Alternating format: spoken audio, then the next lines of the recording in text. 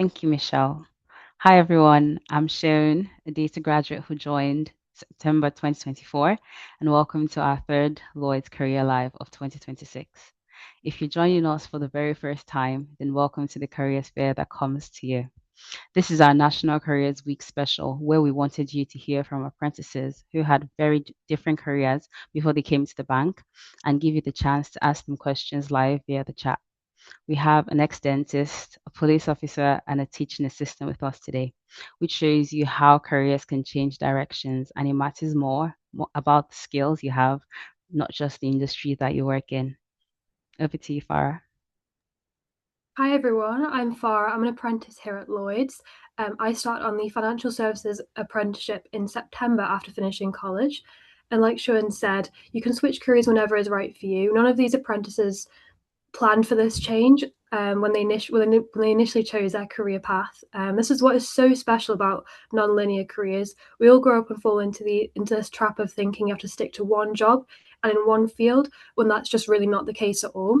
So at Lloyds Banking Group, we champion different opportunities for people to get different experiences and different roles in different areas of the bank. So you'll find a list of opportunities on and events on our Eventbrite and Faster Forward sites, which Michelle will share with you guys after during this webinar. Over to you, Sean. Thank you. Apprenticeships are one way for people to develop their careers, whether it's immediately after leaving school or during your working life, especially if it's a career change. They're a flexible way of combining structured learning with doing a real job. Farah, before we hear from our apprentices, tell us, how have you found your apprenticeship so far? Yes, I've found my apprenticeship amazing so far. So I'm actually based in the Isle of Man, but I've had so much opportunities to connect with people across the UK, and my confidence has just completely grown since being in college. The opportunities I've been given, I would have thought a big company like Lloyds Bank would be able to offer me. So definitely recommend it to anybody. Thanks, Farah. Before we get started with this evening's show, let's see how, let's see if you all know how to use the chat function in Zoom by typing in where you're joining us from. It's always interesting to see what parts of the UK we're able to reach. I see Birmingham, London. Oh, Lots of sorry. I see Kent. It's going so fast, but I see Liverpool as well. Northampton, Bedford, Brighton, Milton Keynes. got some in Sheffield. Ooh, Essex, amazing. Oxbridge, Leeds, amazing. Amazing. Loads of different places then, which just shows you how vast Lloyds Bank, they hire. So we're going to try our first poll then. So on a scale of 1 to 5, how confident do you feel navigating a non-linear or squiggly career path? 1 being not confident at all, and then 5 being extremely confident. And remember that the whole point of this session is to show how careers can switch at any stage. So don't feel like you have to be a 5 right now.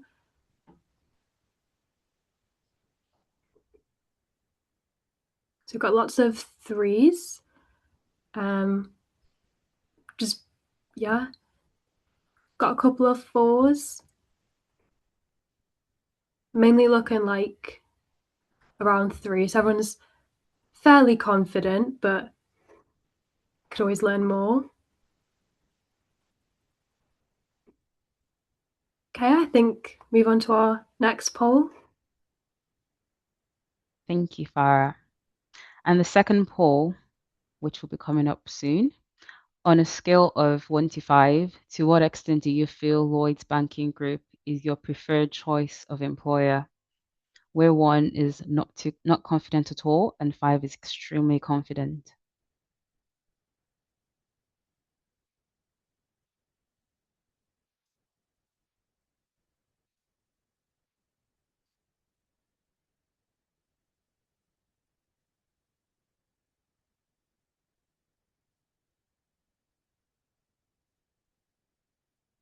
I see a lot of 4s, loads of them. I'm seeing 3s as well. Amazing. Thank you for your interaction. We'll come back to this later in the show to see how those scores have changed.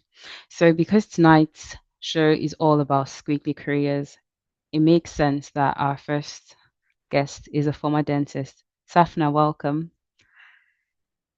Safna, am I right in saying that you practiced as a dentist for a few years?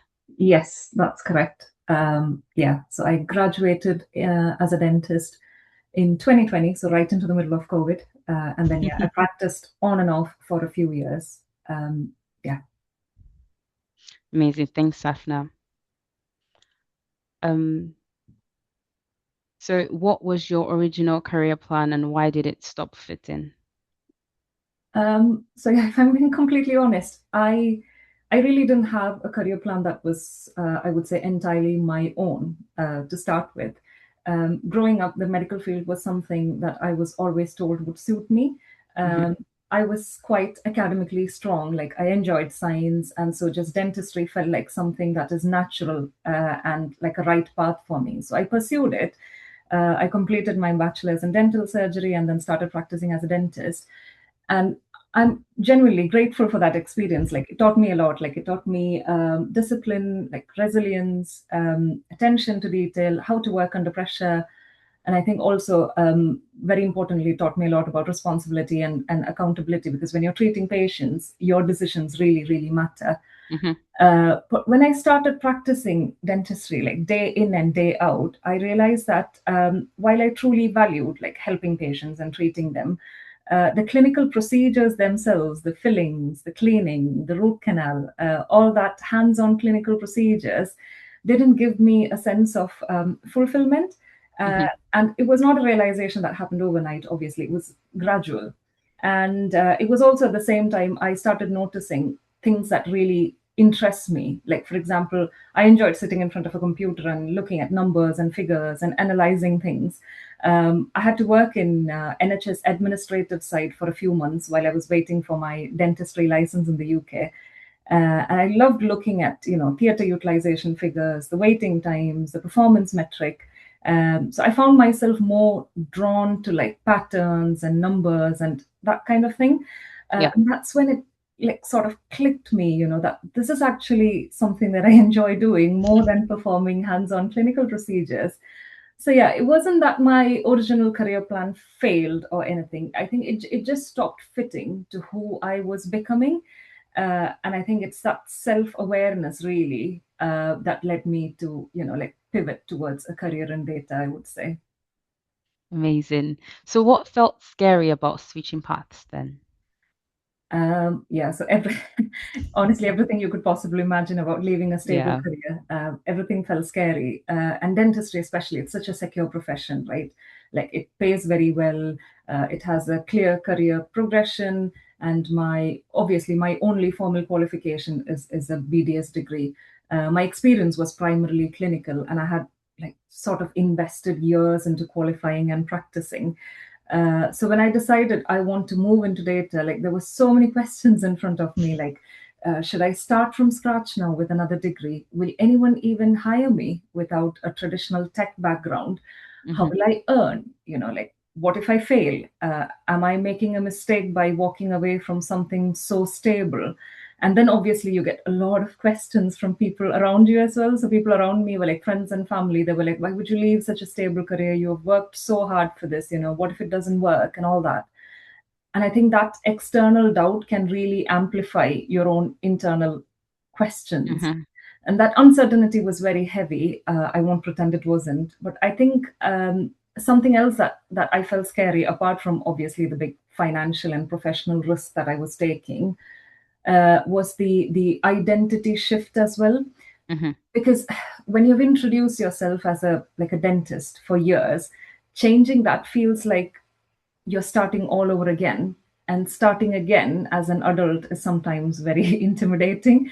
So I reflected on it for months. It wasn't an impulsive decision. And eventually I realized that, like staying in a career that didn't fully fit me would be Yeah. more frightening in the long run than taking a calculated risk now. So yes, the uncertainty was scary, but as the cliche going says, growth often sits on the other side Hmm. of your comfort zone. So yeah, and now looking back, I am genuinely grateful that I had taken that step to pivot my career, because I'm in a much, much happier place now, emotionally and professionally, and I think that makes a lot of difference. Yeah. Well, that's so good. What's one thing that you wish you'd known earlier? Um, so I think something that I wish I knew earlier would be that someone to tell me that it's okay to start Mm, over. I think I realized it, but I had to go through a lot of sort of back and forth questioning to myself to realize that. So yeah, if I knew earlier that it's okay to change your mind, yeah, it's okay to outgrow a path, it's okay to take time to understand yourself, all that is okay. For a long time I believe that, like when you once you choose a degree at 18 or 17, that's it. That decision defines the rest of your life. That's what I used to think. I thought yeah, that you have to stick with it no matter what. Even if you like it, you don't like it, you have to stick with it because you've invested your time, you've invested effort, you've invested years into it. But when I look back now, 18 or 17 is such a young age, right? You're still discovering who you are. Your interests evolve, your strengths start becoming clearer, your personality matures. Of course, what fits you at 18 might not perfectly fit you at 25 or 30. For some people, it might, but for some, it doesn't. So yeah, I wish I had known earlier that careers are not like, like life sentences. They're journeys. You're allowed to pivot when you gain more self-awareness. And I think there's always this pressure to sort of like rush, like to have everything figured out so early. But I don't think growth works like that. Sometimes you only understand what you truly enjoy by maybe doing something that you don't enjoy. So yeah, if something that I could tell to anybody out here or to my younger self is keep an open mind. Your first choice definitely don't have to be your final choice. yeah. So yeah, That's really good. Thank you so much, Safna. thank you. Sometimes hearing someone who has had such a big career change like this removes the fear of having to stick to one path. It Yeah, shows that you're not wedded to just one route forever. yeah, thank you. Yeah, thank you, Safna. I wish someone had told me growing up that you don't have to be committed to one career and you can switch at any time if it doesn't feel right for you. We really appreciate that. So before we're joined by our next guest, let's see if there's any questions in the chat or the Q&A box for Safna.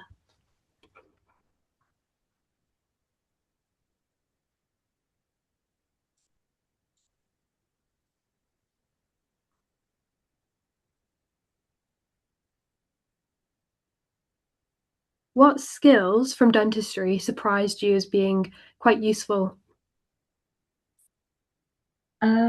Yeah, I think it's a really good question, because I think so many skills sort of transferred more than I expected. I think a main thing would be like that attention to detail, because in dentistry, like precision is everything.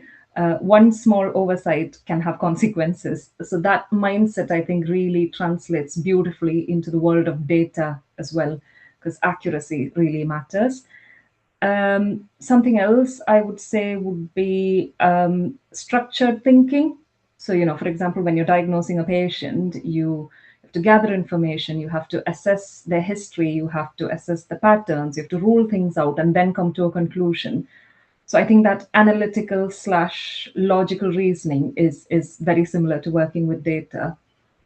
And then I think finally, definitely communication. Because as a dentist, you're constantly trying to explain to your patients some complex procedures in very simple terms. So I think that ability to translate technical information into something understandable is definitely incredibly valuable in data roles as well. Because obviously, your insights and findings are only valuable if people can understand and act on them. So yeah, even though they're completely different careers, those skills were definitely very helpful and transferable. Yeah, Yeah, I really appreciate that insight. It's really interesting. Um, thank you. Thank you so much. So Safna is going to be able to continue to respond to your questions in the chat function. So we'll move on to our next guest now, who was a former police officer.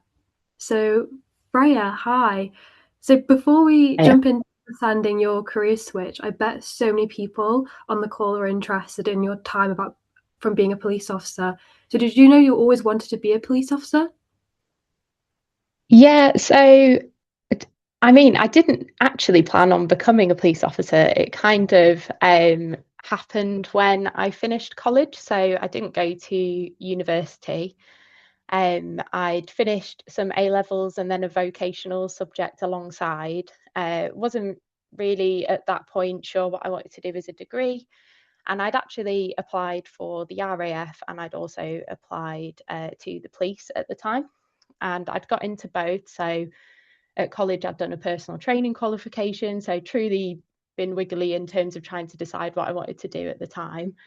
And then I decided to join the police. And initially, I started as a PCSO, which I just did for 6 months because when I finished college, I spam applied quite a few different places. I wasn't sure what I quite wanted to do. And so I'd applied as a PCSO and then also as a police officer. Initially, the PCSO role, I joined, did that for 6 months or so before moving on to become a police officer after that application went through and I got in. So I'd say that there wasn't an original plan there. I just knew that I wanted to do something meaningful. So I'd applied to a lot of public services. I really wanted to do a job that worked with people directly, something that was quite active. I was really into my fitness at the time. And I did this for quite a long time. I think my time in policing spanned over about 6 years. And so for a long time, it really suited me and what I wanted to do. I liked the shifts. I made a really close friend group through working on the shifts. You're obviously going through a lot of rather unusual jobs or difficult jobs or workload together. So yeah, I made some really close friendships there, and it really became my life. I learned a lot of resilience skills, lots of responsibility, dealing with challenging situations. But in terms of where I started to think that I might need a change, I wouldn't say I ever fell out of love with policing. I loved response policing. I think after a while, I wasn't sure where the career was taking me as such. I knew that lots of my friends were starting to move on to become sergeants. People were moving, doing specialist departments. My team wasn't quite the same. It wasn't my same friend group that I'd started with initially. And I thought, is this what I'd wanted to do all along? It was that little question in the back of my head. So over time, I realized that potentially it could be unsustainable for me. Maybe the shifts, maybe I potentially wanted to move off shifts like some of my other colleagues. And as much as policing is very rewarding, it also does have quite a lot of strain on your personal life in terms of the friends that weren't in the force or family that you don't get to see so often. So I thought, why don't I start exploring all the other options of what I wanted to do? In terms of, I knew that I wanted to still work somewhere that was people related or that helped people. So I applied for a HR apprenticeship because I thought this would be directly involved with people. Perhaps I'll still get that rewarding part that I like and also gain a qualification at the same time. Because certainly in policing at the time, a lot of people were entering that already had degrees, and I was kind of conscious I didn't have a degree. I didn't have a policing qualification either. And I kind of felt that I really wanted to take that further step with my education as well. So that's kind of what spanned me starting to leave and look at apprenticeships, really. Yeah, that's amazing. Just another example of how transferable some skills are from previous careers. So, what felt scary or quite nerve-wracking for you at the beginning when you were switching your career path? Yeah, I was really scared to leave. I think because partly because I loved it too, so I knew that I was going to miss being. I think it was the kind of the thrill of it. You had a lot of adrenaline. It was quite all-consuming in your life. So I was starting to think it was part of my identity. What was I going to do in terms of where was I going to go? Is it so much part of me that I'll struggle to find my identity doing something else? And this was kind of how all my friends and family knew me was, oh, I was just the police officer or the person that worked there. could give advice on anything such as that. So I was worried about starting again. And then I was also quite worried about the academic side of it in terms of qualifications. So I thought, well, where else is going to kind of take me with my qualifications? What could I do? Where could I kind of get an equivalent wage to what I've been earning? And I felt like it was a really risky decision at the time, and whether my skills would transfer. However, what I quickly found is actually the skills I learned in policing were fully transferable. I'd learned a lot of skills on, like I said, like resilience, fast decision making under pressure. I'd also realised that I had a lot of skills communicating with like members of the public, being able to de-escalate situations, generally get on with everyone in a work environment and approach challenging conversations well. So I think that despite it being that scary, when I sat back and thought about the skills when I was looking at job applications, I thought, you know what, I can actually smash this. I think these are things that I can definitely apply, even though I might not have the qualification on paper. Yeah, amazing. So, what's something that you wish you had known earlier? I think that from changing direction, it didn't mean that I had to start from scratch or zero again. That was certainly something that I still realise now. I still have all my same friends from when I was policing, and now I have a brand new set of friends now, which are all adding different elements to my life, and so grateful to have met them all. And then at the same time with the skills, the way they moved over, I've actually just gone and enhanced my skills further in a different environment, learned new ones that are more applicable to, so say within HR, I've even ended up working in tech and like a little bit of user experience, getting to do loads of really interesting roles I wouldn't have touched on as a police officer at all. So I think that in terms of knowing earlier, yeah, it would just be that it does, you don't have to start from scratch again. Everything that you've done throughout your life builds up to the person that you are now. And that's the person that's going to go into a new role. Yeah, amazing. It's so must be reassuring to people to hear that. So yeah, thank you so much for that, Freya. Such a big switch, similar to Safna, but amazing how you've transitioned so seamlessly into the bank. Exactly. Just shows that there are transferable skills in every single career path. Again, are there any questions that you'd like Freya to answer about her career change in the chat? Sorry, I've not been looking. 1 second. I'll move the box over.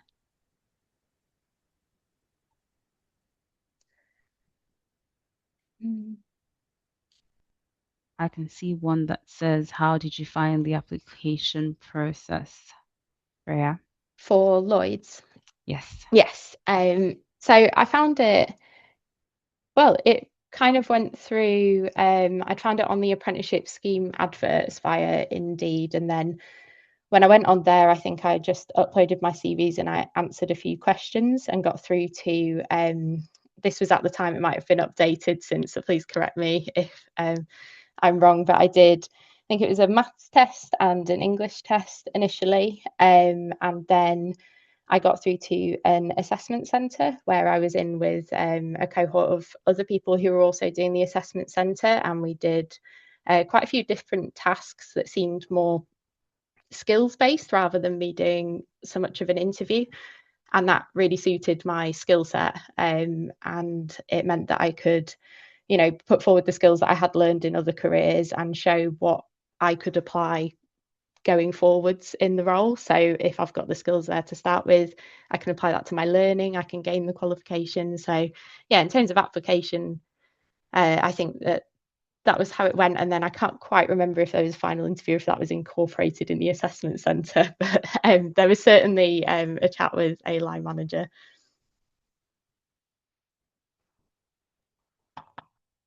Amazing. Thank you very much. I think I see another question there. It says, did you find the switch challenging or was it manageable and how did you cope with it? Yeah, I think admittedly it's really challenging because I came off shifts and then to a Monday to Friday, and I think the first 2 months I was so sleepy, like I just couldn't get used to normal hours at all, and everything was so busy. So like traffic on the way to work and the way back from work, and there were all these kind of lifestyle changes that I just hadn't really expected. But in terms of settling in, the group like really made an effort with me to kind of get me settled because of the circumstance that I'd come in on. Mhm. So I was used to being quite heavily monitored by management, and it was quite a relaxed management atmosphere. So I didn't need to let them know when I had a doctor's appointment, for example, or something like that. So I certainly found that the transition just took a little bit to get used to, but everyone was very supportive surrounding it. Really helpful. Thank you so much, Freya. Over to you, Farah.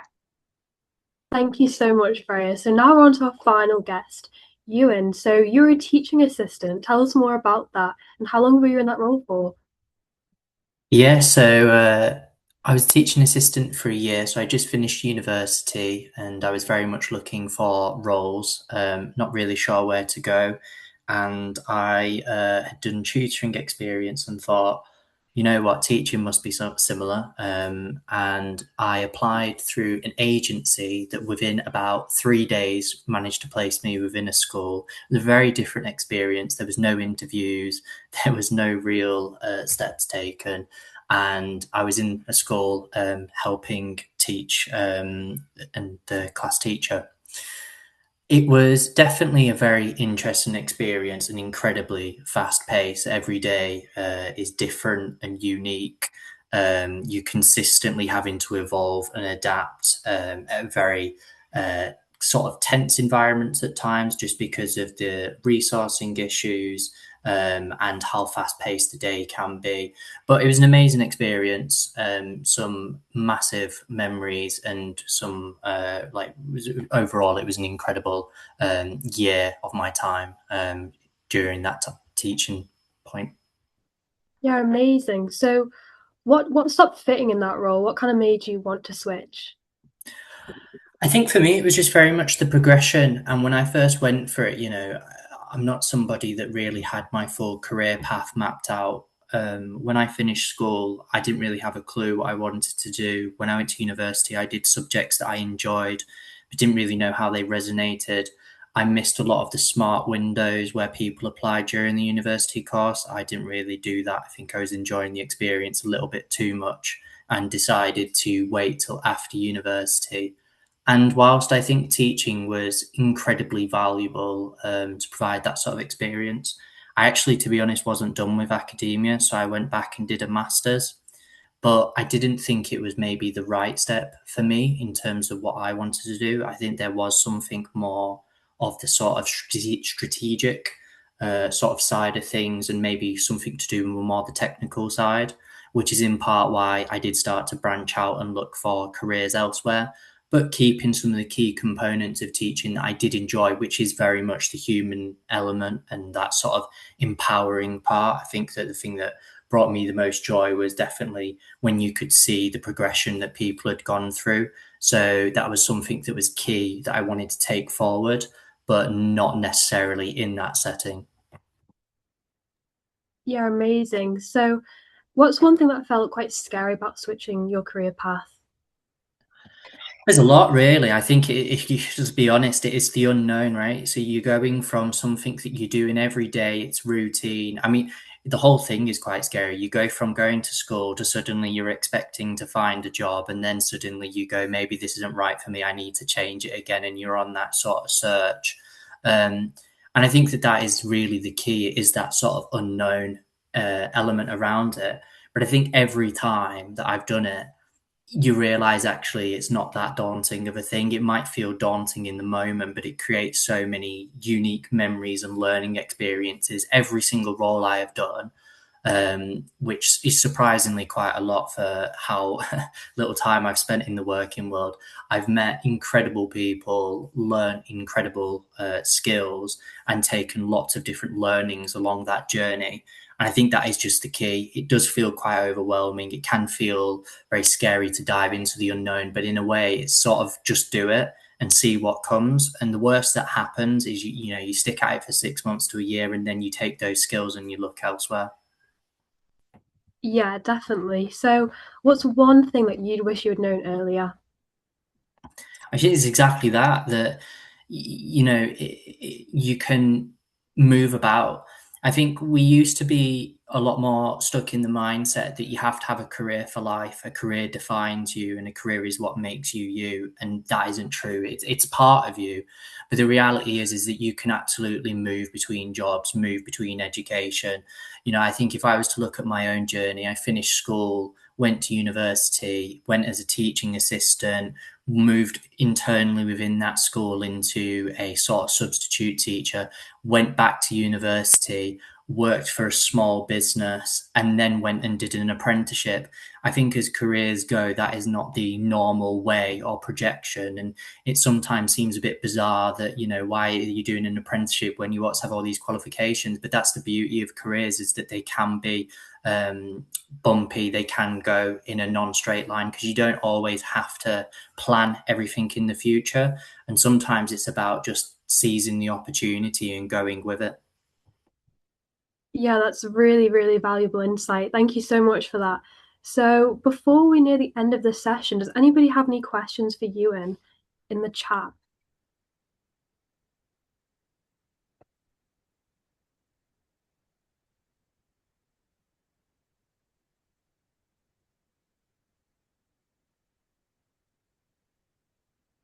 So somebody's asked what's your role at Lloyds now?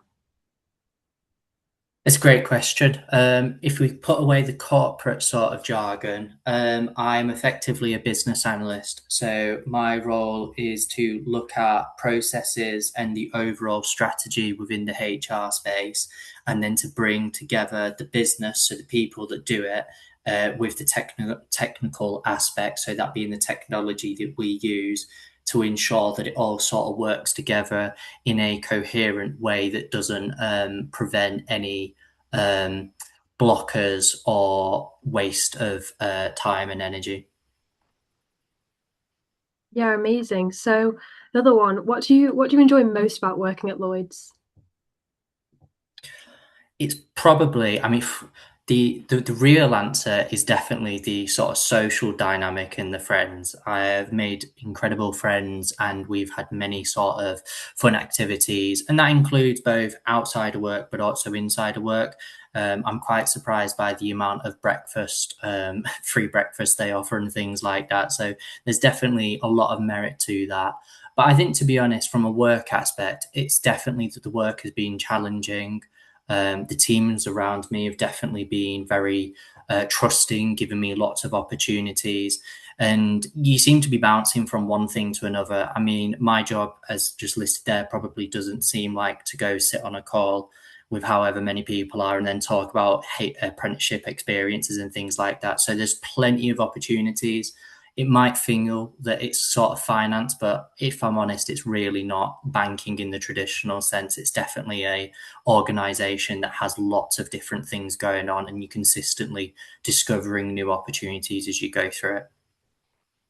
Yeah, brilliant. So last one. So what do you find most interesting and most difficult about your role as a business analyst?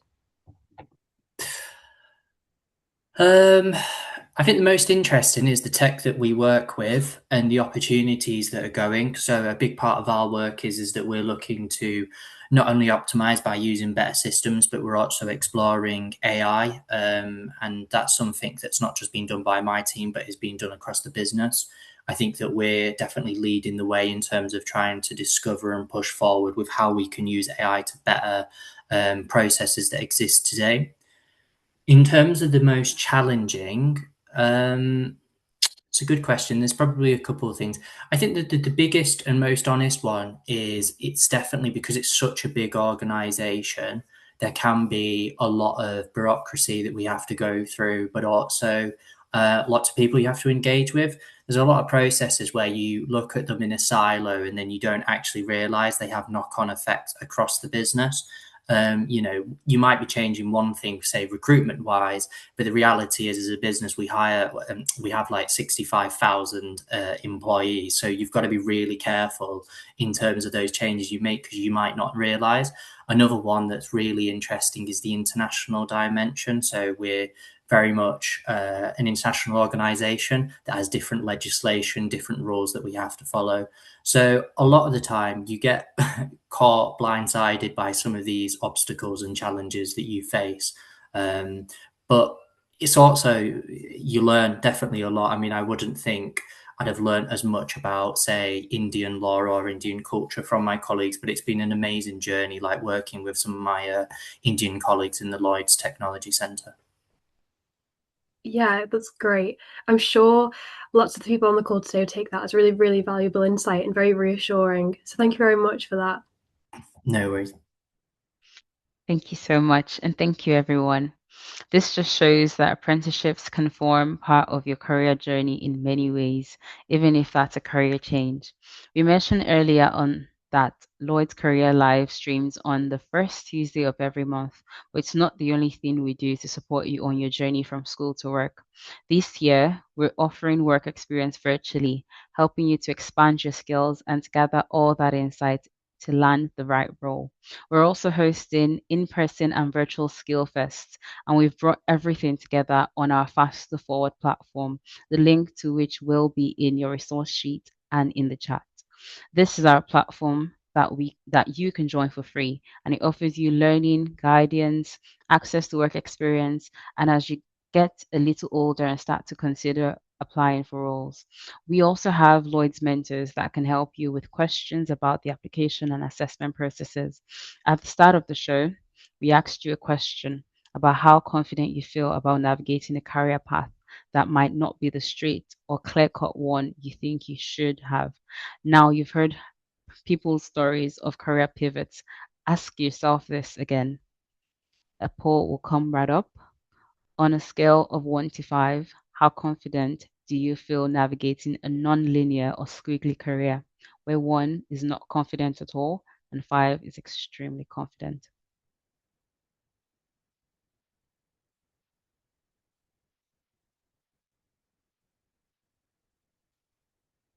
Yeah, it's great to see how many people have been helped by this live stream tonight. Scores have definitely gone up from the start, which is really amazing to see. Getting lots of 4s and 5s this time. So we'll also put up another poll. To what extent do you feel that Lloyds Banking Group is your preferred choice of employer? So again, 1 being not confident at all, and then 5 being extremely confident.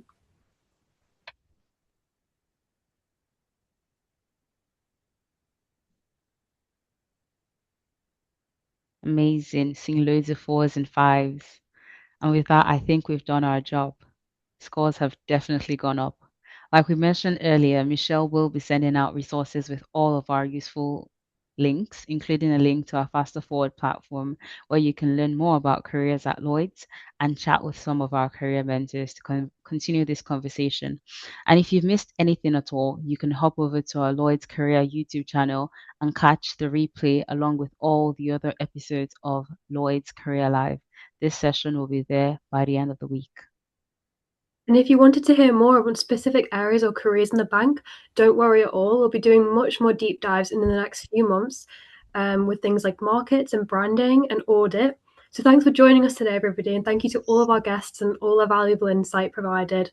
Michelle, back to you.